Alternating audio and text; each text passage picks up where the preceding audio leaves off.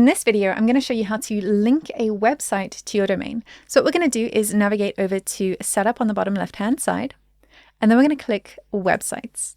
And you'll see we've got our default website and it's linked to our system domain. So what we're going to do is click on that and you'll see that we can actually change this.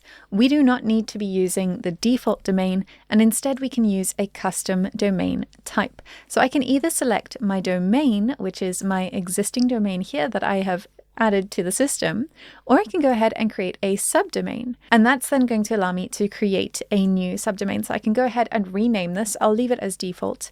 And then it's going to create a subdomain. So it'll be default.gapstack.xyz.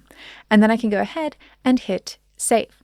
So the only reason I'm creating a subdomain is to show you the changes that are going to take place in our DNS records. Now, if you have an existing website that is linked to your default domain or your main domain, then you're going to want to use subdomains to create extra websites and things like that. So now I've changed my domain type for my default website. If I come here to my domains on the left-hand side and I click into this domain, you'll see now that I've got this new CNAME record over here, this default.gapstack.xyz, and you'll see it's been proxied because it's actually being used in the system.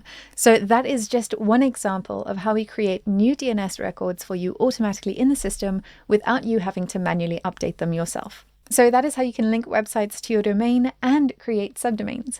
In the next video, I'm going to show you how to link websites to your funnels. I'll see you there.